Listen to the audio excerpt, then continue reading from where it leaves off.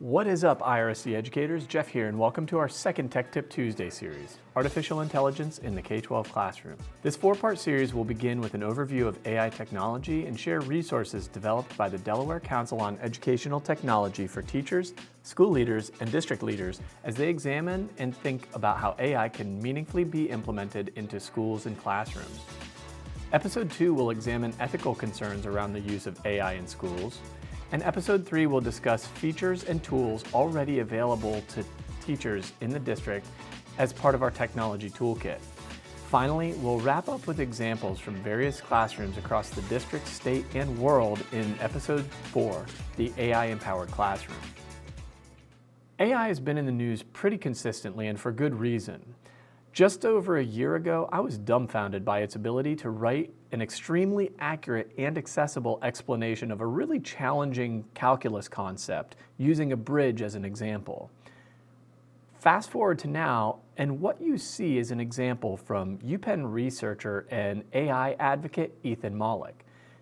It's a screencast that he recorded on his phone in nearly real time that shows how an AI bot named Claude wrote an HTML code that was then able to emulate a popular mobile app called Flappy Bird. After telling Claude to make it better, it did. You can see there's a lot more dynamic movement in the tentacles of the squid, as well as power-ups available to collect. As these tools progress, they're becoming better and better at passing our tests. Anthropic's Claude, shown in blue, was able to earn 90.7 on the GRE physics exam. Meta, the parent company of Facebook and Instagram, they have a model called Llama, and that model was able to earn a 98% on the AP macroeconomics exam, and OpenAI's GPT-4o earned a 98.1% on the AP English language exam. Not surprisingly, students know how powerful these tools are also.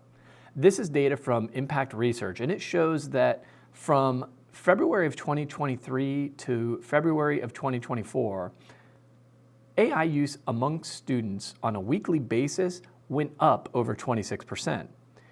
You can also see that teachers also increased their weekly use of these tools, but in a slightly less substantial amount of growth. All in all, the study shows that roughly 50% of both educators and students are using AI on a weekly basis. Because of the power and pervasiveness of these tools, the Delaware Department of Education assembled a subcommittee through their Council on Educational Technology. The subcommittee utilized resources from organizations such as Code.org and ISTE, along with guidance from the U.S. Department of Education to help frame their guidance. The full document is linked below. At the heart of this guidance are four key policy ideas: protecting student data, ensuring ethical use, promoting equity, and enhancing learning.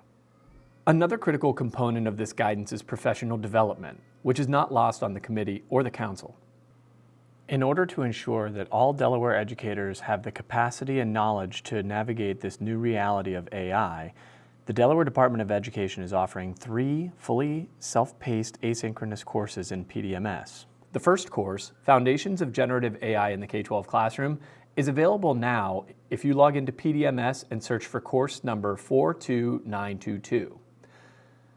Course 1 helps develop and refresh teachers' background knowledge around student data privacy laws and offers examples of how to use generative artificial intelligence to enhance learning.